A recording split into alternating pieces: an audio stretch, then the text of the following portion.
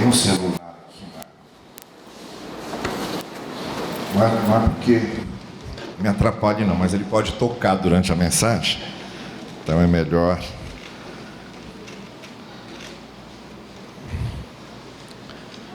Muito bem, aproveitando hoje que nós estamos pensando em missões, muito especialmente na nossa campanha missionária, e aproveitando também que nós estamos lendo o livro de Atos, eu gostaria hoje de tratar de um texto aparentemente difícil, aparentemente desafiador, em termos de interpretação, mas eu quero chamá-los a nós entendermos e compreendermos bem o que esse texto está dizendo. Para isso eu peço que você abra a sua Bíblia em Atos capítulo 4 e capítulo 5.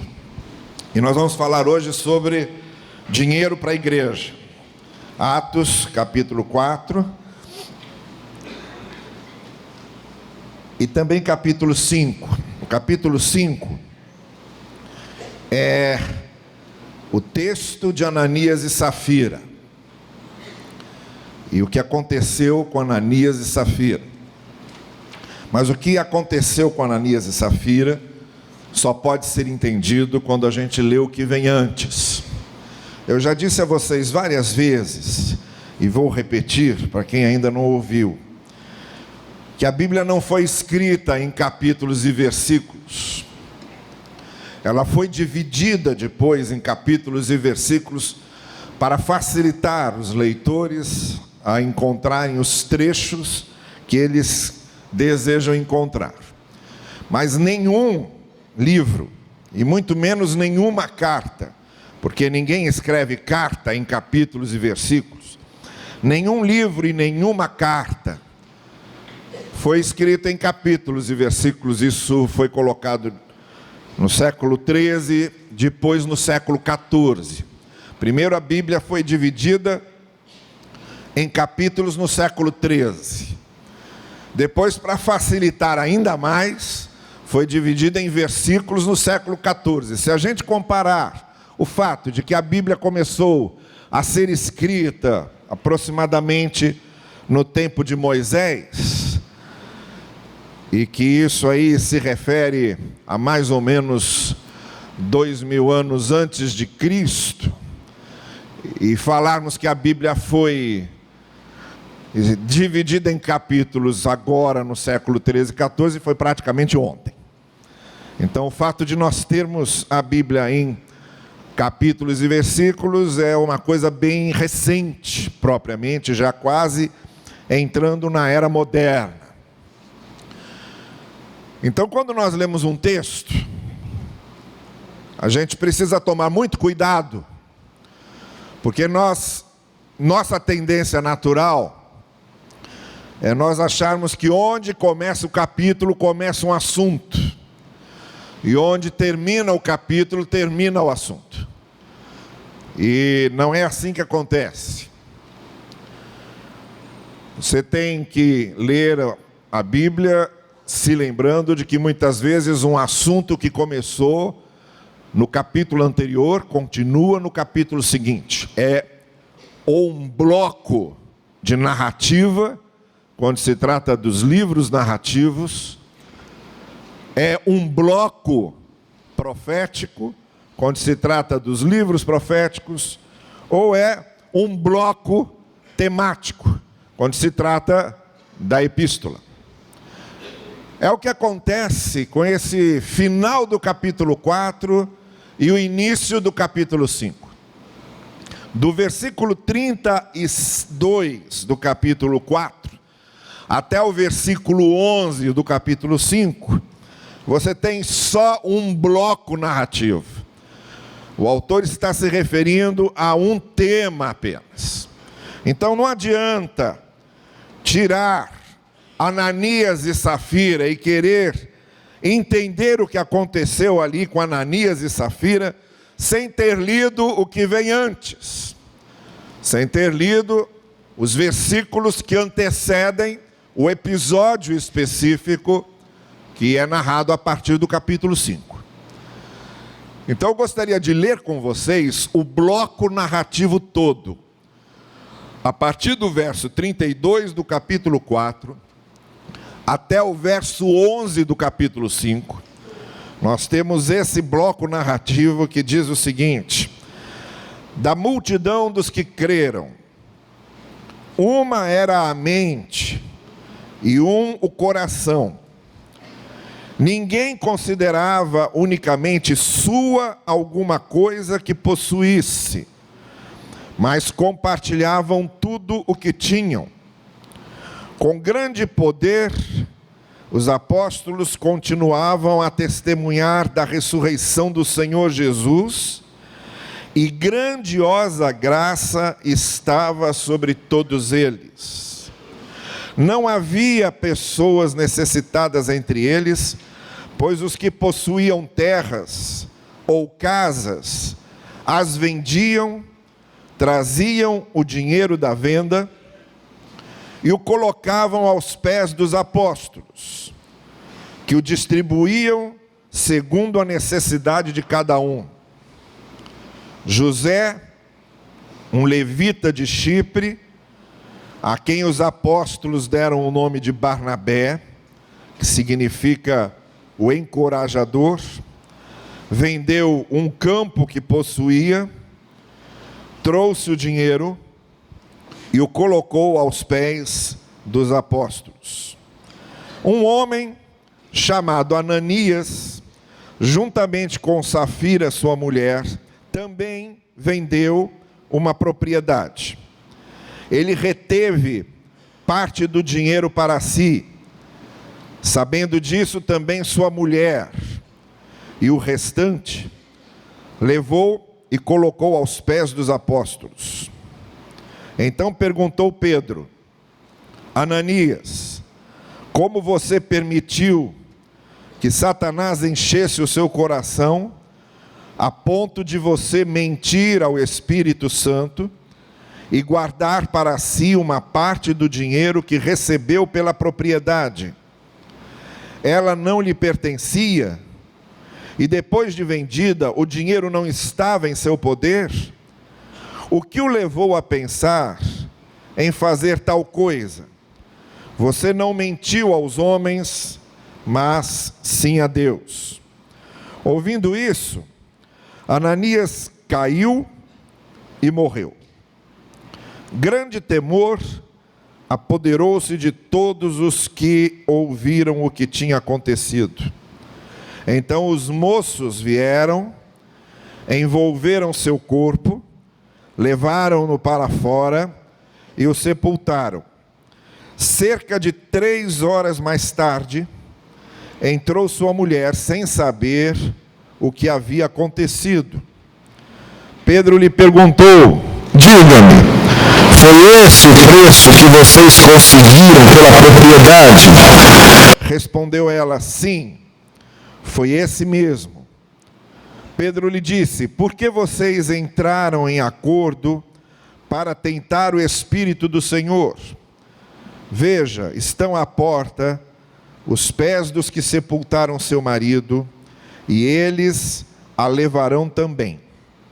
Naquele mesmo instante, ela caiu aos pés dele e morreu. Então os moços entraram e, encontrando-a morta, levaram-na e a sepultaram ao lado de seu marido. E grande temor apoderou-se de toda a igreja e de todos os que ouviram falar desses acontecimentos. Olha, esse texto é um texto perfeito para a gente amedrontar as pessoas e tirar dinheiro para a igreja. Eu queria, muitas vezes, quando eu vejo certas dificuldades que passamos aqui, por exemplo, nós estamos com o nosso orçamento sem ser alcançado desde o início do ano. Entendemos que por causa de um reflexo dessa crise grande financeira que estamos passando, e também por causa de certas negligências, com certeza.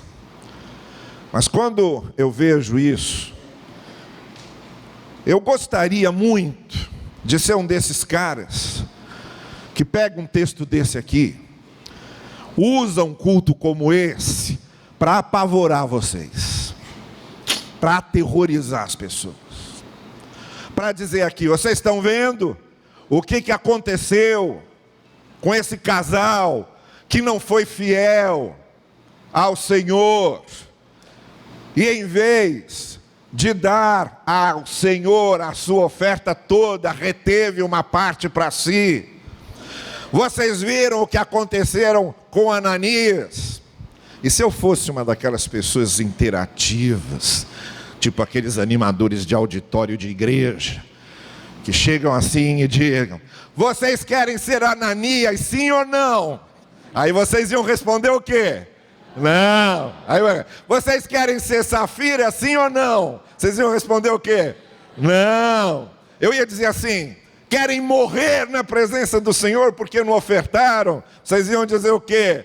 Não.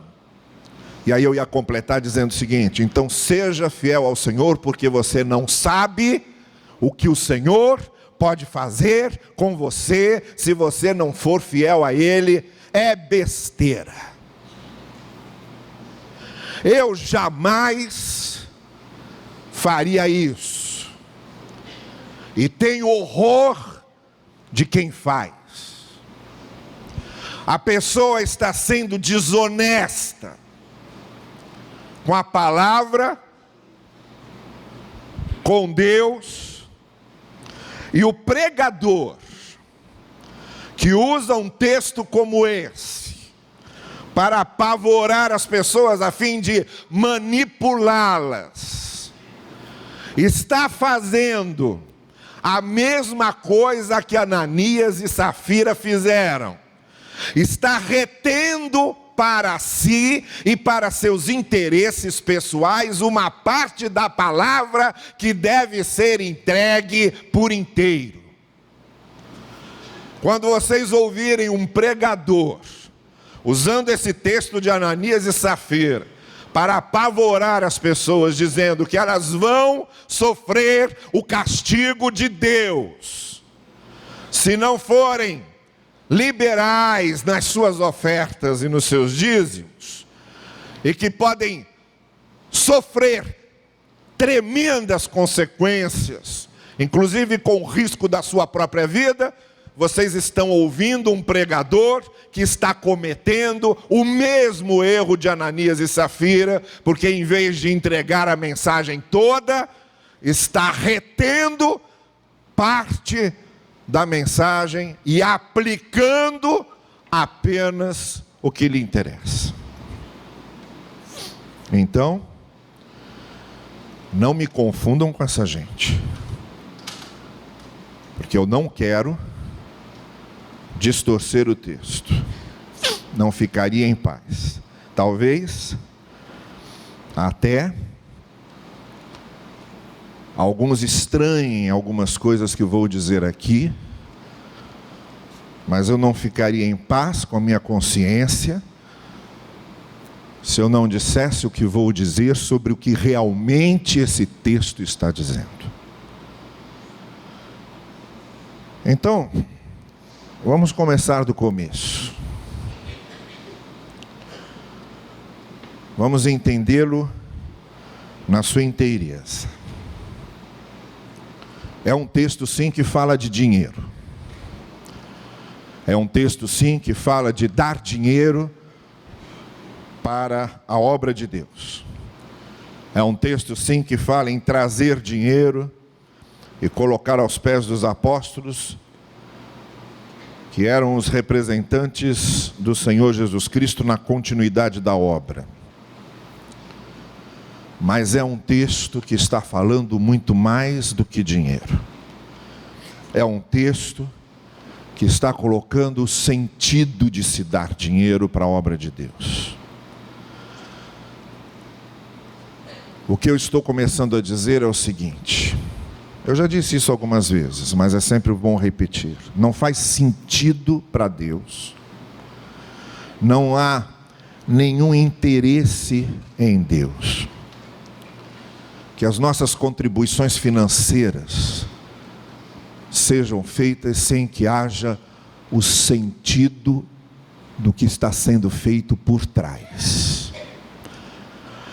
Então, a primeiríssima coisa que esse texto deixa claro é que o que acontece na nossa vida cristã como um todo, também acontece nessa questão de ofertas para a igreja. Para Deus, não interessa um culto em que estejamos aqui com o corpo e não estejamos com o coração. É perda de tempo. Para Deus, não interessa saber a Bíblia de cor e ficar recitando versículos, se isso não é acompanhado das virtudes que um cristão deve ter na sua conduta. Para Deus não interessa prestarmos um serviço ao seu reino, nos esforçarmos e fazermos qualquer coisa para o reino que não esteja sendo motivado não por uma obrigação ou por medo, mas por amor a Ele. Como para Cristo não interessava a igreja de Éfeso ser uma igreja forte, que estava resistindo às provações, uma igreja que estava frutificando na sua obra, mas que Ele repreende pelo fato de que vocês não estão fazendo isso por amor. Vocês precisam voltar ao primeiro amor, isto é, não adianta nada do que vocês estão fazendo se a motivação para isso não for o amor a Deus. Porque amamos a Deus é que nós o servimos, porque amamos a Deus é que nós o cultuamos, porque amamos a Deus é que estudamos a sua palavra. Tire o amor a Deus de todas essas coisas e elas ficarão vazias e se tornarão apenas ritos, costumes ou medo de inferno. E aí para Deus não faz sentido nenhum. Então o que acontece em todas essas áreas, acontece também na contribuição financeira. Deus não quer uma pessoa contribuindo financeiramente por obrigação, para não ficar atrás dos outros, por cobrança, por querer entesourar na eternidade, por querer comprar bondade e misericórdia de Deus, por achar que está fazendo barganha com o Senhor. Tudo isso para Deus perde o sentido se a nossa contribuição financeira não for um reflexo direto, natural, concreto do nosso amor a Ele. Por isso que esse texto que lemos, ele está dividido em duas partes. Numa primeira parte, nós temos colocado por Lucas ali os princípios, o espírito, a mentalidade, a motivação que deve nos impulsionar a contribuir para a obra. Na segunda parte está ali um exemplo extremado da falta de sentido dessas coisas, como se Lucas estivesse dizendo: ninguém vai morrer, mas é como se morresse, porque para Deus não faz sentido. Então vamos começar a primeira parte, porque ficará mais mais claro entendermos a segunda. A gente entende Ananias e Safira quando entende os conceitos da primeira parte. E o conceito da primeira parte em seguida é todo ele formado, montado num tripé. Tem 3 eixos ao redor dos quais se move todo o serviço da igreja. 3 eixos ao redor dos quais se move todas as ações, todas as posturas e tudo o que acontecia. Do versículo 32 até o final do capítulo 4, essa primeira parte do texto, Lucas faz um resumo do que estava acontecendo com a multidão dos que iam crendo e estabelece 3 eixos nessa questão de dinheiro para a igreja, de dinheiro para o serviço dos apóstolos, de dinheiro aos pés do altar. O primeiro eixo é o da consciência de que eu não sou dono de nada que é meu. É quando o texto começa dizendo que eles tinham a consciência de que nada pertencia definitivamente ou absolutamente a eles. Tinham a consciência de que receberam da graça, veio pela graça de Deus, pelo amor de Deus, que o Senhor de tudo é Deus, e nós estamos aqui apenas desfrutando transitoriamente daquilo que temos, mas não é nosso de maneira definitiva, mesmo porque nós estamos transitando por aqui, não levamos nada do que queremos armazenar muitas vezes. E essa consciência de que se veio parar na minha mão e é para o meu sustento, é para minhas posses, é meu relativamente, mas não absolutamente. E aí o texto começa dizendo que eles tinham essa consciência.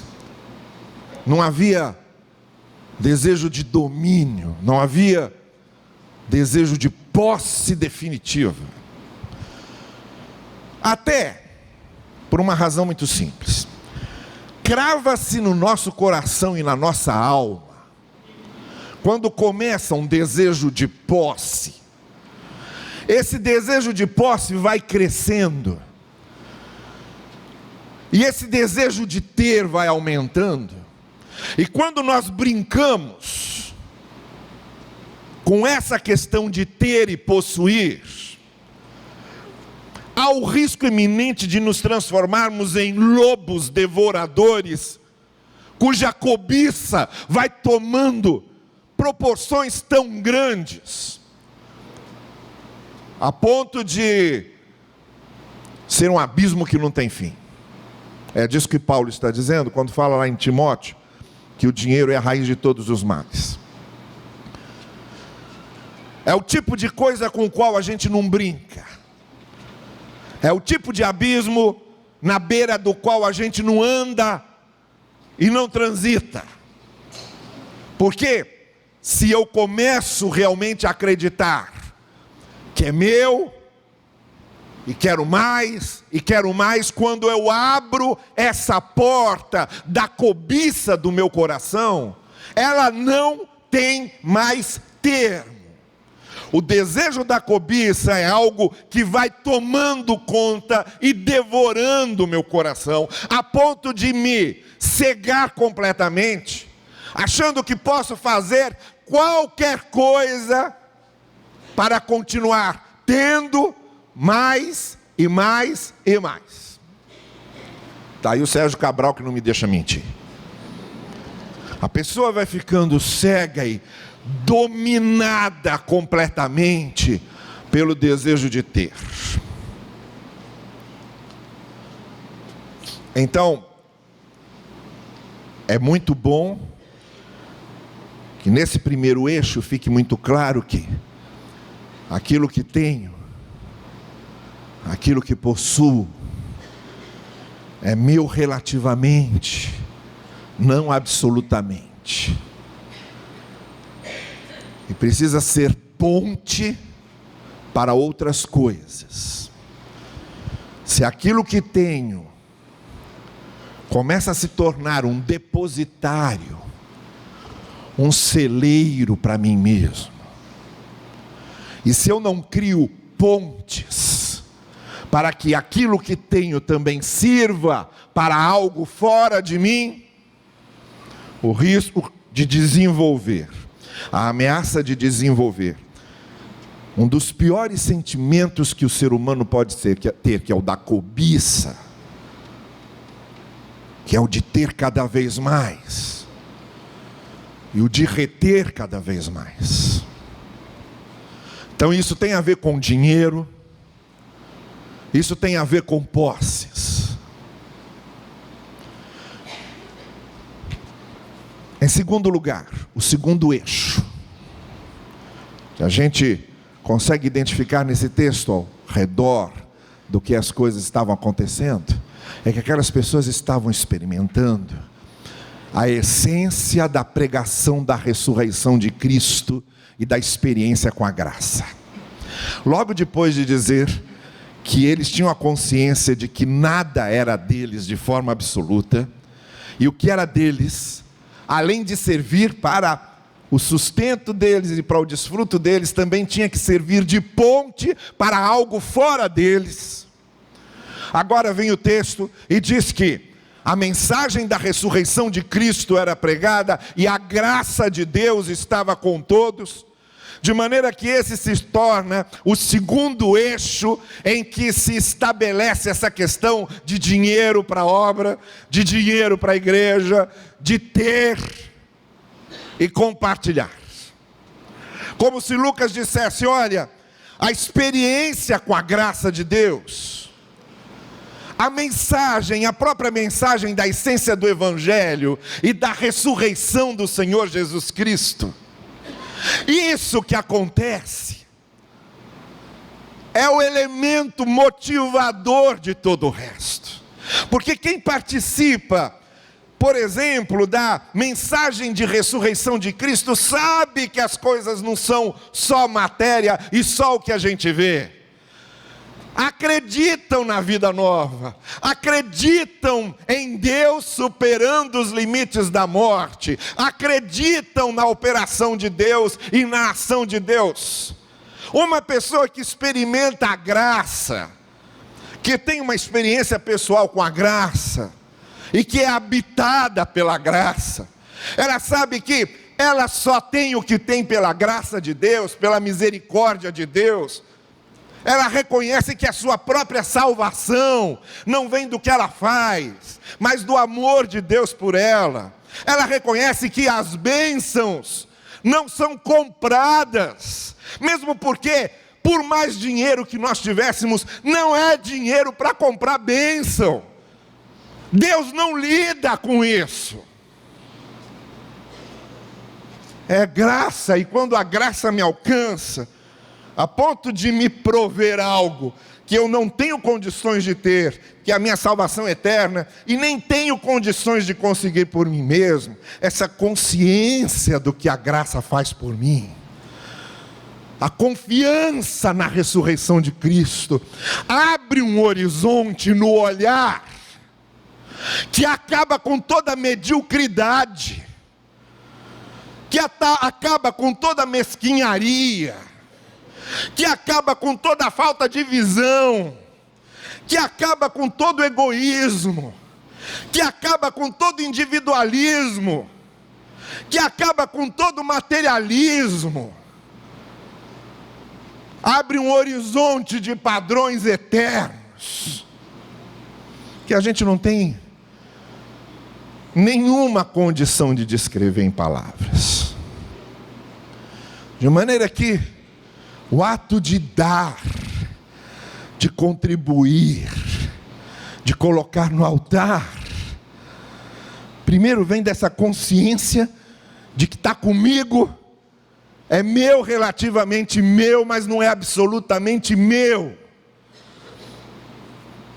E também vem dessa visão para além do visível, desse compromisso com a ressurreição, dessa experiência com a graça.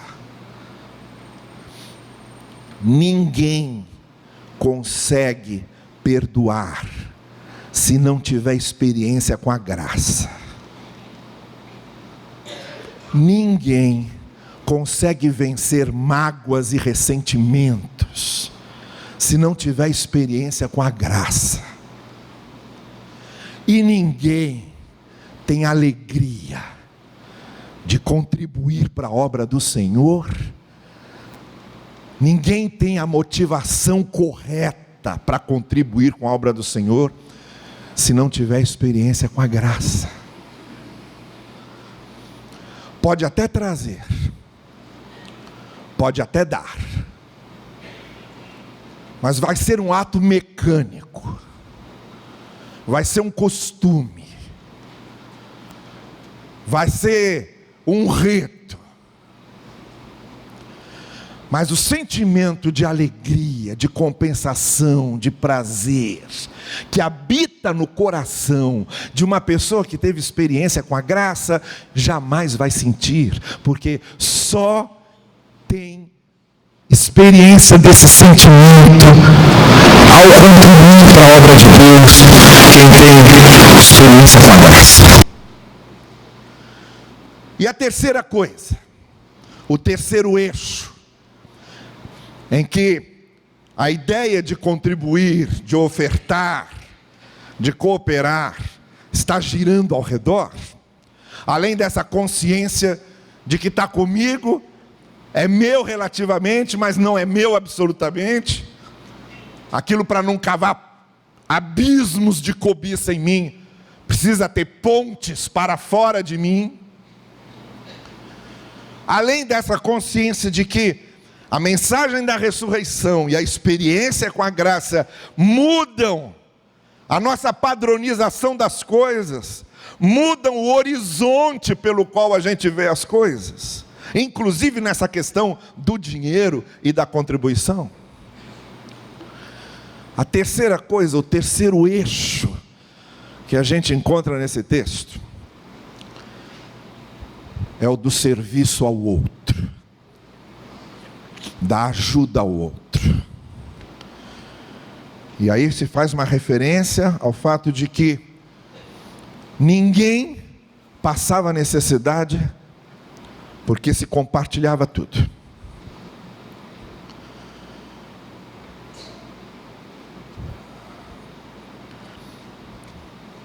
Ninguém passava fome porque ali era um corpo e se compartilhava tudo. Tudo era comum entre eles. Isso era o verdadeiro e autêntico comunismo, no sentido de tudo ser comum entre eles.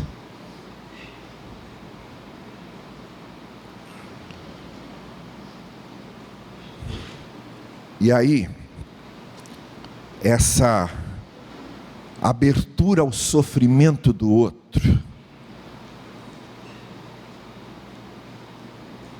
havia, claro, como eu já expliquei para vocês ainda nessa série de Atos, havia essa expectativa de que Cristo fosse voltar nos próximos dias.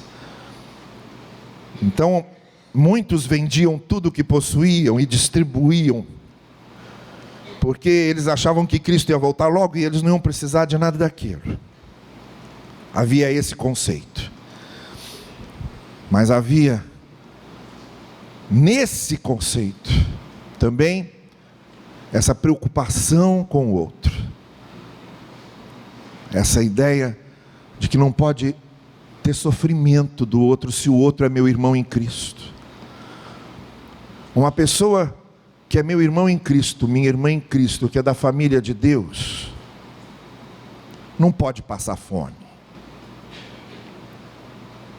não pode não ter o que comer.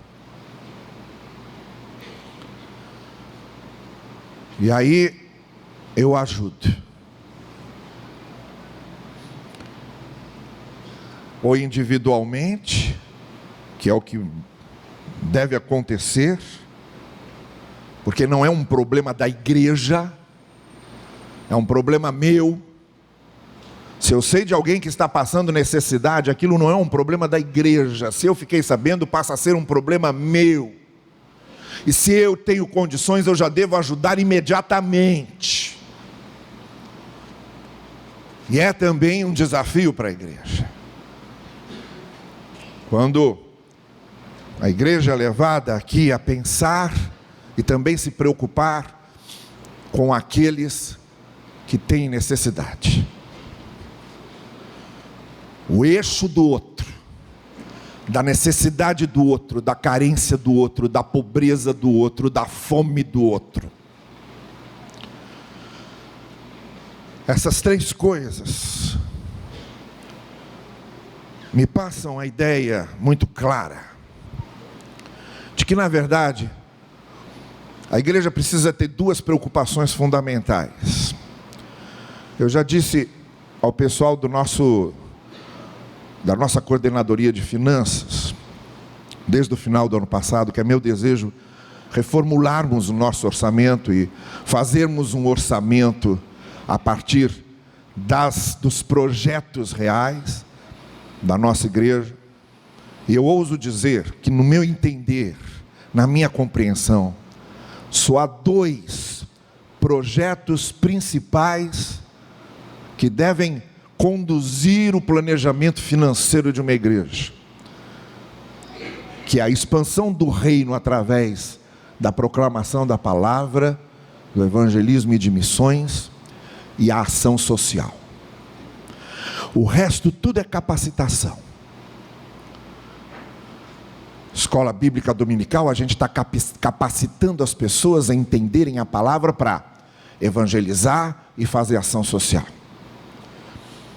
Trabalho com famílias, com casais, é capacitação para integrá-los, envolvê-los, renová-los, a fim de que possam proclamar o reino com suas vidas, com suas famílias, e fazer ação social, e ajudar aquele que sofre. Treinamento de liderança é capacitação, para que a liderança de uma igreja esteja envolvida na evangelização em missões e na ação social. Trabalho com grupos específicos é capacitação.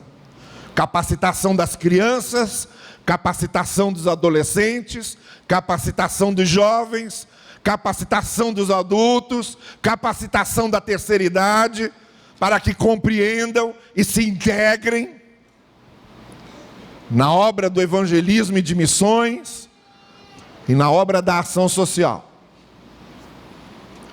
Então, as duas cabeças de frente de um orçamento teria de ser a obra do reino em evangelismo e missões, e a obra da ação social, e as demais divisões das verbas para essa capacitação desses grupos. Mas sem que nenhum deles perca de vista que estamos todos trabalhando e sendo capacitados para proclamar o reino e para ajudar o próximo. Daí porque, desde o final do ano passado, eu disse que nossa igreja está se preparando e precisa ser uma referência com um projeto social que englobe essa comunidade carente da Praça Seca em que nós estamos. Agora vamos à segunda parte. Na segunda parte, o que nós temos ali não é uma regra não é uma descrição de condições que se repitam absolutamente. Então, o que eu estou dizendo em outras palavras é o seguinte: ninguém que se recuse a contribuir com o reino, que não participe dessa visão e desse sentimento de participação e de contribuição, ninguém vai morrer por causa disso. Não vai cair um raio na sua cabeça, você não vai ser atropelado pelo BRT, você não vai comer uma comida estragada e passar mal e morrer. Não há isso.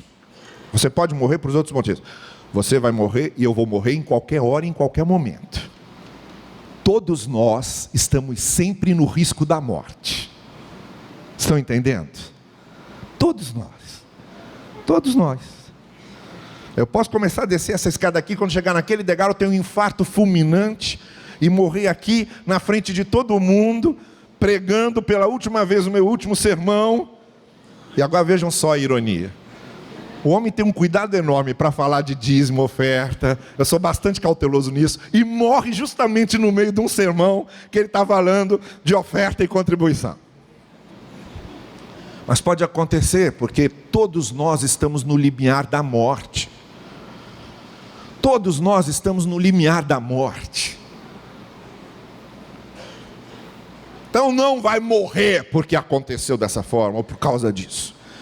O que Lucas está contando é uma tremenda, de uma exceção paradigmática.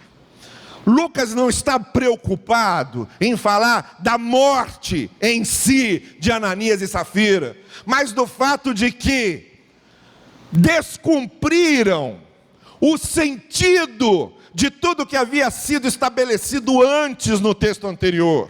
Porque o pecado de Ananias e Safira não foi não ter dado dinheiro à igreja. O pecado deles foi ter mentido para Deus. Essa é a grande questão desse texto. Tanto que Pedro vira para eles e diz assim: escuta, o dinheiro não era de vocês? Não foram vocês que resolveram dar? Vocês não tomaram essa iniciativa? Então por que é que agora vocês, que tinham dito que fariam uma coisa, disfarçam, camuflam, só para se exibir diante dos outros? Só para mostrar que fizeram?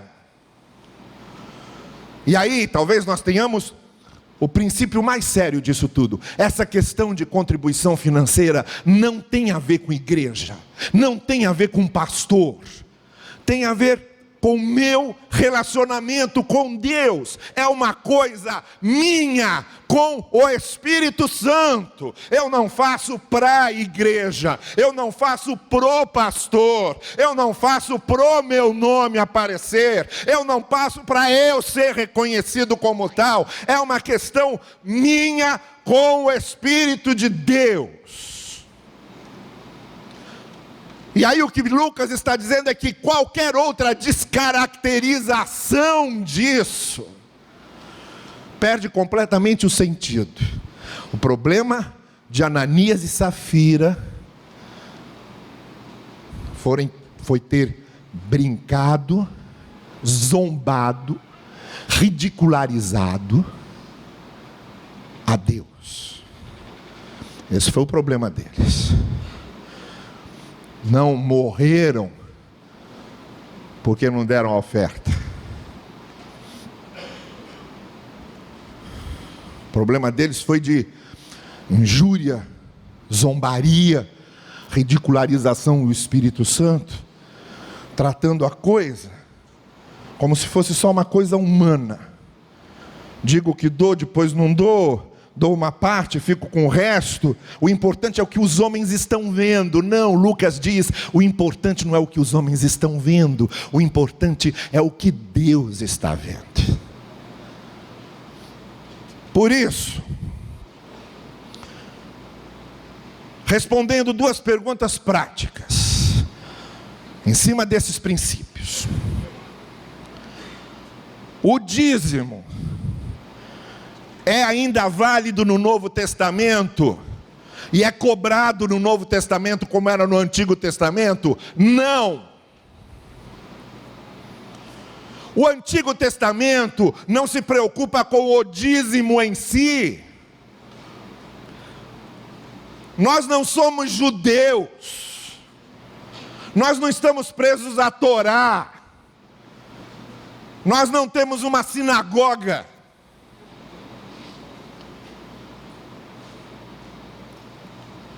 No Novo Testamento, o critério não é por baixo nos 10%. O critério é muito mais elevado, é muito maior que isso. Supera isso. O que eu estou dizendo aqui não é uma conta que eu faço, dizendo, dei os 10%, está ótimo, estou quites com Deus, paguei o meu carnê eclesiástico. Isso é o menos. Isso é nivelar por baixo. Isso é legalizar e tornar legalista uma condição de participação. A minha participação financeira da igreja não pode estar restrita a 10%. Tem que haver uma visão maior que isso, do que essa visão legalista apenas. Então a primeira coisa é essa. Não é só um rito, não é só um número. A minha questão com o Espírito Santo é: o que é que eu preciso fazer? Quanto é que precisa aqui? Quanto é que eu vou dar dentro disso que precisa aqui? Superando essas questões do dízimo. E a segunda questão que nós vemos aqui, nesse eixo de textos de Ananias e Safira, é que esse negócio de contribuir com a obra do Senhor, de participar da obra, tem que fazer sentido aqui dentro. Tem que vir da minha experiência com a graça, da minha compreensão de gratidão.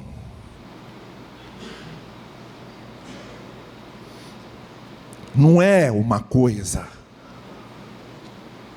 ritualista, isso é coisa do Antigo Testamento.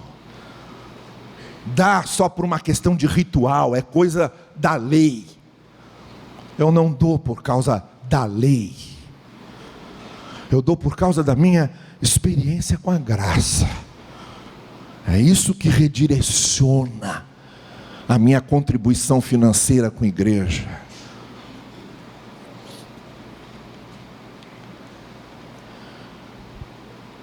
Isso é Novo Testamento, isso é Evangelho.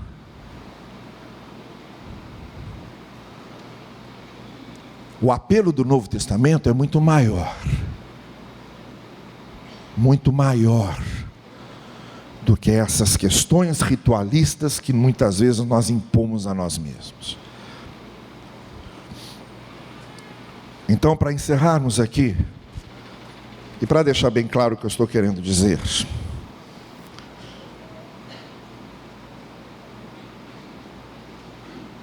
a contribuição para a obra do Senhor, ela precisa ser regida pelos princípios que acontecem primeiro dentro do nosso coração. Depois, pelo nosso compromisso com o Senhor. Não é uma coisa de igreja nem de pastor. É uma coisa com o Senhor. Do meu trato com Ele. E terceiro, eu devo superar isso aí. O fato de eu contribuir para a igreja não é o pagamento de um carnê, não. E aí eu quero ler para vocês uma reportagem feita a respeito de um diácono da nossa igreja. Nessa semana saído no Extra, no jornal Extra.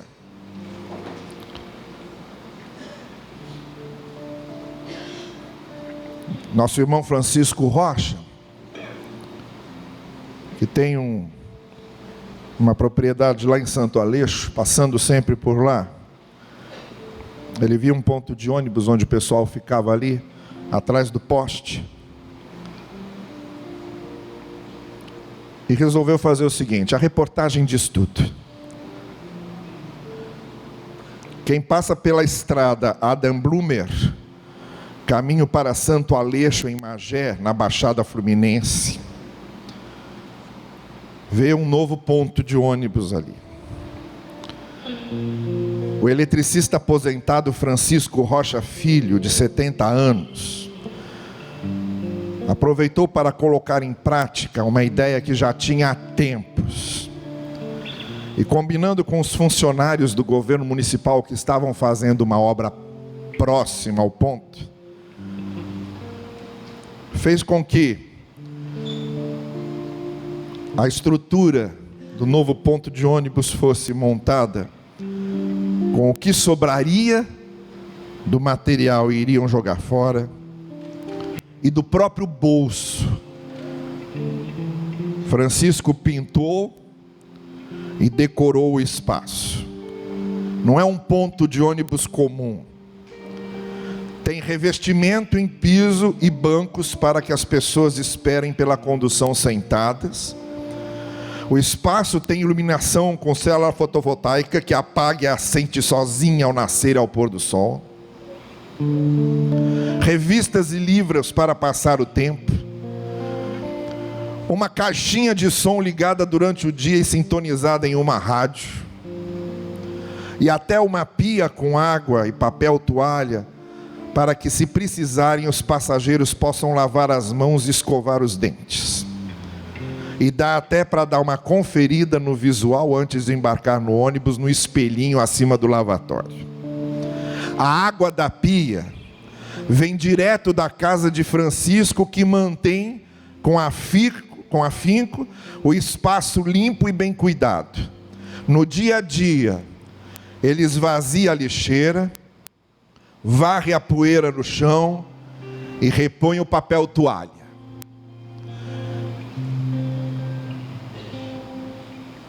A professora Messiônia Rodrigues, de 41 anos, que mora próximo, diz o seguinte: isso, entre várias opiniões que eles pegaram, foi uma ideia muito boa. Eu via o senhor Francisco trabalhando aqui de sol a sol para ver esse ponto de ônibus pronto. E mesmo depois, ele consegue manter. Ele merece todo o nosso respeito. Isso aqui é quem sabe que o dinheiro que dá para a igreja, o que faz na igreja, não é tudo e não quita um carnê com Deus. Isso aqui é coisa de quem vê e se importa com o outro. Isso aqui é coisa de quem não se restringe a dízimo, não faz disso o único piso. Isso aqui é coisa de que, ao contrário de Ananias e Safira, gente que tem um respeito enorme pelo Espírito de Deus e pelo que Ele quer fazer com nossas vidas, para o reino e para os outros. É disso que eu estou falando. É dessa consciência que eu estou falando. Consciência para o sustento da obra de Deus. Consciência para a igreja do Senhor. Consciência para a obra missionária. Consciência para o testemunho. Consciência para o serviço. É desse dinheiro que eu estou falando. É dessa contribuição que eu estou falando. É desse envolvimento que eu estou falando. Não se levante só para vir aqui à frente, achando que está cumprindo um rito com Deus. Levante-se, integre-se na obra, seja fiel na sua contribuição e supere isso, porque o Novo Testamento É o desafio da superação. O apelo do Novo Testamento é: se alguém bate na sua face, você oferece a outra. Se alguém obriga você a caminhar 1 milha, você caminha 2. Se alguém tomar o seu agasalho, você também dá o outro. Ou vocês serão apenas o que são os fariseus e os mestres da lei.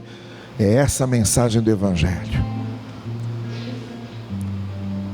Essa manhã, eu convido vocês a que nos superemos